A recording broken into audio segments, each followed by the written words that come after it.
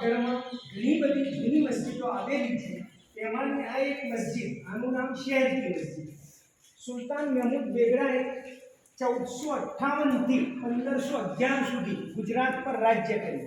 1458 ઈસવી સનથી 1511 સુધી. તે દરમિયાન એમણે 1484માં આ ચાંપાનેર વસાવ્યું. એટલે 1484 પછી 27 વર્ષ સુધી એ અહીં રહ્યા. આ ગાળા દરમિયાન એમણે 1484 થી 1511 સુધી ચાંપાનેરને પાવાગઢને પોતાની રાજધાની બનાવી. સુલતાન મહેમૂદ બેગડાનું મઝાર તો અમદાવાદમાં સરખેજમાં આવેલું છે. એમણે અહીંયા ઘણી બધી મસ્જિદો બનાવી. એમાંની આ એક મસ્જિદ એટલે આ ચાંપાનેરની શહેર કી મસ્જિદ. આ શહેર કી મસ્જિદથી ઓળખાય છે. આ પણ એક ઐતિહાસિક મસ્જિદ છે. એની જે બનાવટ છે, એની રચના છે, એનું નકશીકામ છે, એના આ મહેરાબ છે, આખા 5 મહેરાબ છે. એમાં વચ્ચે આ મુખ્ય મહેરાબ ગણાય છે.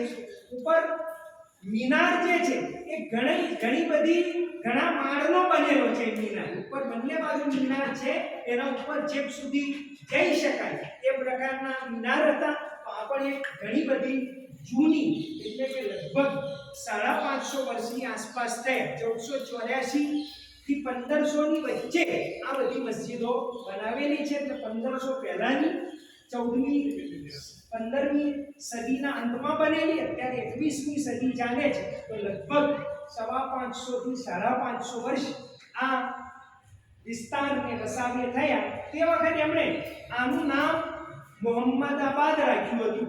બાદમાં આનું નામ ચાંપાનેર અને પાવાગઢ જે જૂનું નામ હતું એ નામોથી મશહૂર થઈ.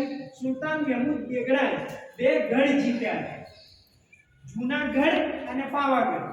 એના લીધે એમણે 2 ગઢ જીત્યા હતા. એમણે રાજ્ય કર્યું 1458 થી 1511 સુધી. એ દરમિયાન આ મસ્જિદો એમણે બનાવેલી. એટલે આખું સ્થળ બહુ ઐતિહાસિક સ્થળ છે. અહીંયા દરેક ખૂણામાં રૂહાનિયતની ખુશ્બુ આવે છે. શેની? રૂહાનિયતની.